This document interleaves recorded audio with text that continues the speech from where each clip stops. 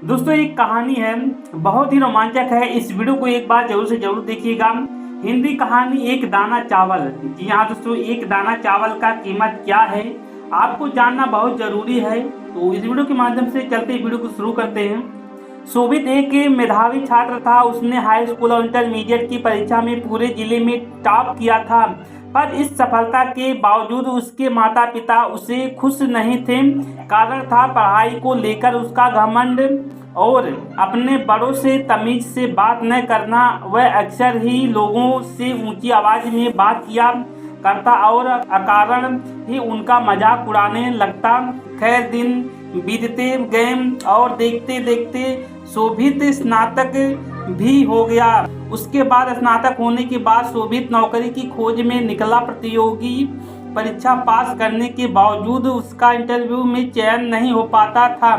शोभित को लगा था कि अच्छे अंक के दम पर उसे आसानी से नौकरी मिल जाएगी, पर ऐसा हो न सका। काफी प्रयास के बाद भी वो सफल ना हो सका। हर बार उसका घमंड बात करने का तरीका इंटरव्यू लेने वाले को अखर जाता और वो उससे ना तो लेते। निरंतर मिल रही असफलता से शोभित हताश हो चुका था, पर अभी भी उसे समझ नहीं आ रहा था कि उसे अपना व्यवहार बदलने की आवश्यकता है।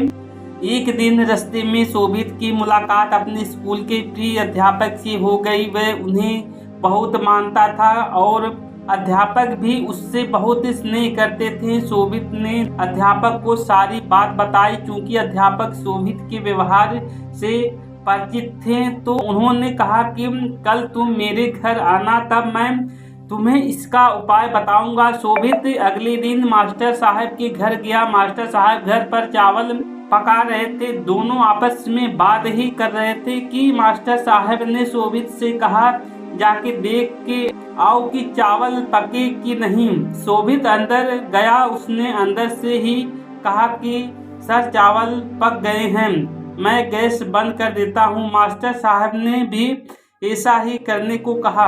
अब शोभित और मास्टर साहब आमने सामने बैठे थे। मास्टर साहब शोभित की तरह मुस्कुराते हुए बोले, शोभित तुमने कैसे पता लगाया कि चावल पक गया है? शोभित बोला, ये तो बहुत आसान था। मैंने चावल का एक दाना उठाया और उसे चेक किया कि वो पका है कि नहीं। वो पक चुका था, तो मतलब चावल पक चुके हैं।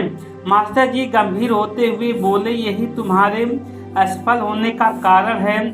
शोभित उत्सुकता वश मास्टर जी की ओर देखने लगा। मास्टर साहब समझाते हुए बोले कि एक चावल के दाने ने पूरे चावल का हाल बयां कर दिया। सिर्फ एक चावल का दाना काफी है ये बताने को कि अन्य चावल पके या नहीं हो सकते हैं। कुछ चावल न पके हो, पर तुम उन्हें नहीं खोज सकते। वो तो सिर्फ खाते वक्त ही संभाव बताएंगे।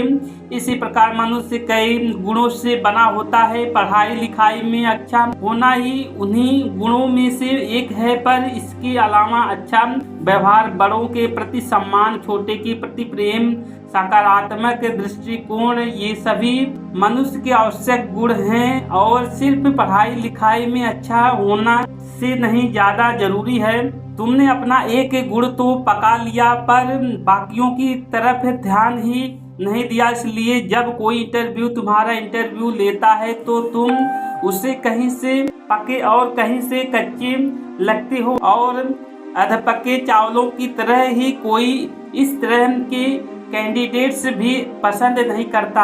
शोभित को अपनी गलती का एहसास हो चुका था। वो अब मास्टर जी के यहाँ से नई एनर्जी लेकर जा रहा था। दोस्तों हमारे जीवन में भी कोई न कोई बुराई होती है, जो हो सकता है हमें खुद नजर न आती हो, पर सामने वाला बुराई तुरंत भांप लेता है। अतः हमें निरंतर यह प्रयास करना चाहिए कि हमारे गुणों से बना चावल का एक एक दाना अच्छी तरह से पका हो, ताकि कोई हमें कहीं से चखे उससे हमारे अंदर पका हुआ दाना ही मिले। तो ये कहानी दोस्तों आपको बहुत कुछ सीख दिलाएगी। तो आपने सुना जिस तरह से मैंने आपको सब कुछ बताया है, तो आप लोग मेरे चैनल पे प्लीज सब्सक्राइब भी कर लेना। ऐसे ही वीडियो पाने के लिए हमारे चैनल को प्लीज सब्सक्राइब करें। जय हिंद।